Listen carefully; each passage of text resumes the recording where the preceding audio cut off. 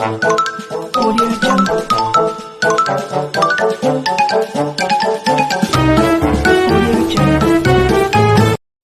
Good morning, everyone. We are Group 1 and today we will be tackling about Lesson 6, Monoprotic Acid-Base Equilibria. In a chemical equilibrium, the product and reactants have reached a state of balance. Acid and base play key role in our bodies, our homes, in the industrial society, as well as in chemical industry. In this video, we will introduce to you the chemistry of acid and base reactions and equilibria. But before that, let me present to you our learning objectives and conceptual framework. By the end of this report, we will be able to first, to explain the topic about monoprotic acid-base equilibria. Second, to understand the concepts of acid and base. And third, to perform an actual experiment in pH in using Mayana leaves. Before we proceed to our main topic, let me shortly discuss about gravimetric calculations. In this calculation, there is what we call the gravimetric factor, which is the weight of analyte per unit weight of precipitate. It is represented by the formula gravimetric factor equals formula weight of analyte in grams per mole over formula weight of precipitate times A over B, wherein A is the mole of analyte and B is the moles of precipitate.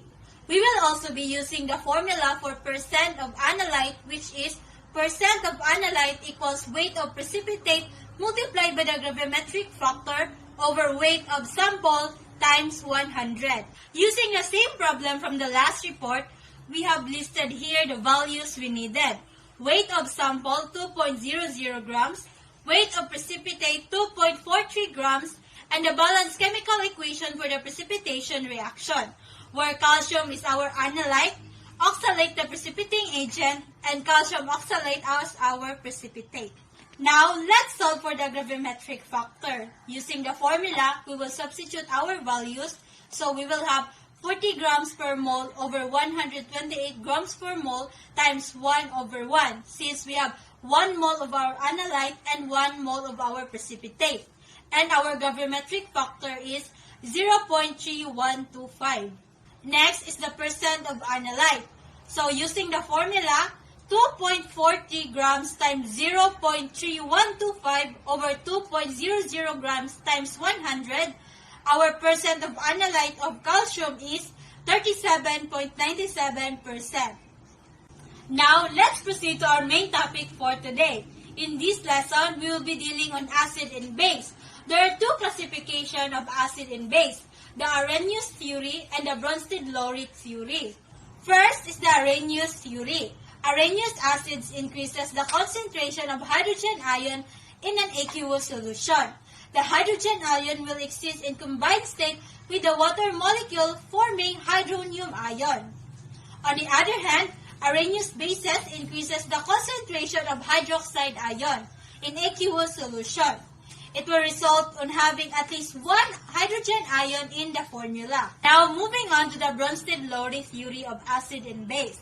The Bronsted-Lowry acid is a substance that donates proton, while the Bronsted-Lowry base is a substance that accepts protons. This action results to the conjugate acid and base pairs. As you can see on the example, nitric acid donated its proton, so the hydrogen ion will be removed, resulting to its conjugate base.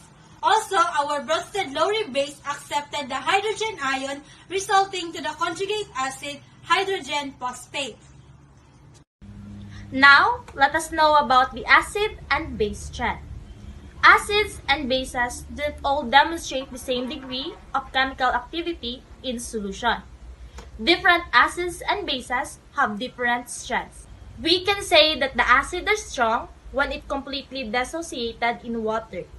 Their conjugate bases are weak. One of the examples of strong acid is when hydrogen chloride dissolves in water. It ionizes completely. And we can say that the acid is weak when it only dissociates partially in water. Their conjugate bases are strong. One of the examples of weak acid is when hydrogen fluoride dissolves in water. Only a fraction of the molecules has been ionized. Note that in any acid-base reaction, the equilibrium will favor the reaction that moves the proton to the stronger base. Now let's move on to the pH scale. The pH scale measures how acidic an object is. Objects that are not very acidic are called basic. The scale has value ranging from 0, the most acidic, to 14, the most basic. Now, let's find out how pH is measured. There are many high-tech devices that are used to measure pH in laboratories. One easy way that you can measure pH is with a strip of litmus paper. So what is litmus paper? Litmus paper is a paper that indicates how acidic or basic an object or liquid is. When you touch a strip of litmus paper to something, the paper changes color depending on whether the substance is acidic or basic. If the paper turns red, the substance is acidic. And if the paper turns blue, the substance is basic. So today, we'll conduct an experiment in pH indicator using the Mayana leaves. But before that, let us know the safety measures before doing the experiment.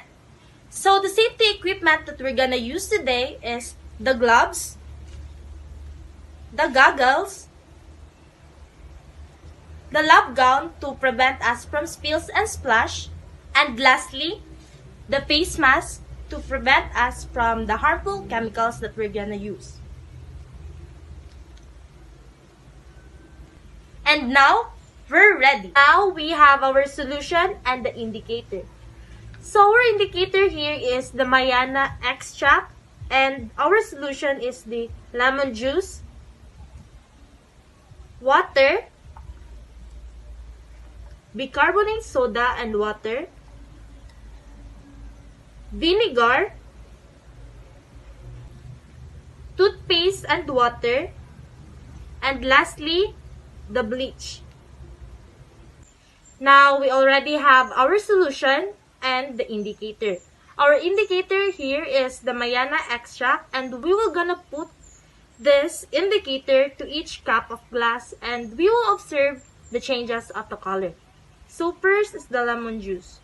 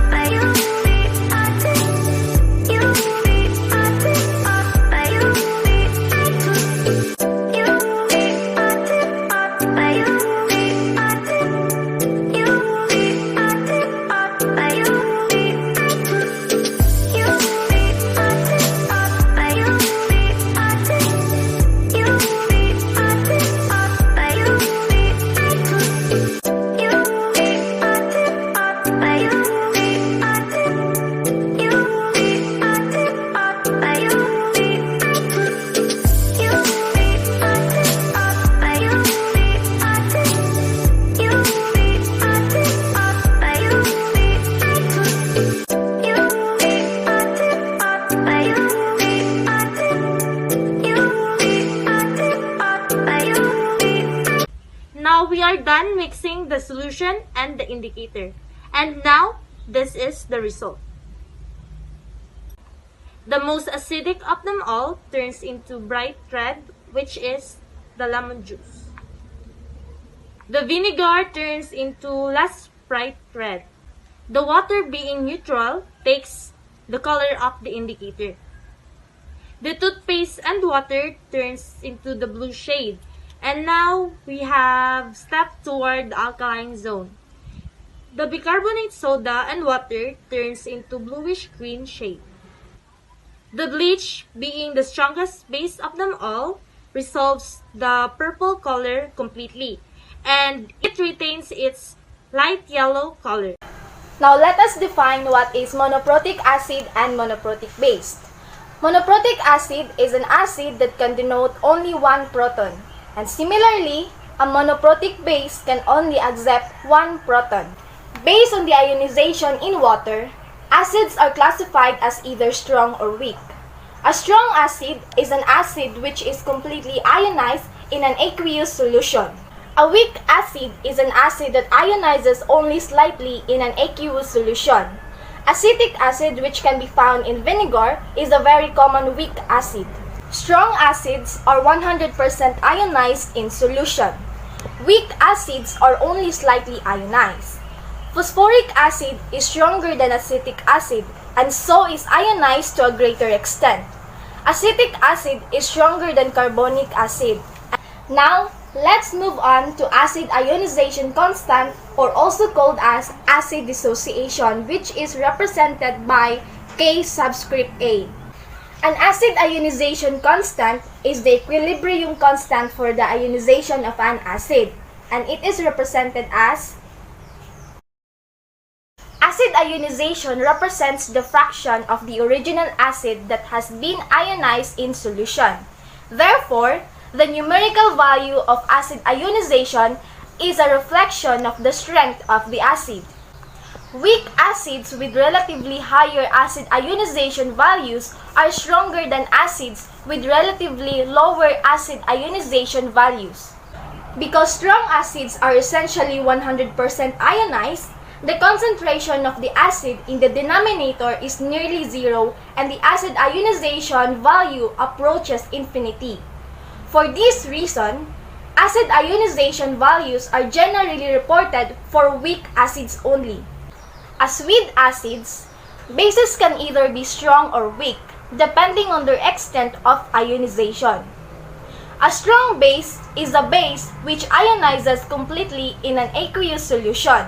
The most common strong bases are soluble metal hydroxide compounds such as potassium hydroxide. A weak base is a base that ionizes only slightly in an aqueous solution. A base ionization constant, or K subscript B, is the equilibrium constant for the ionization of the base. For ammonia, the expression is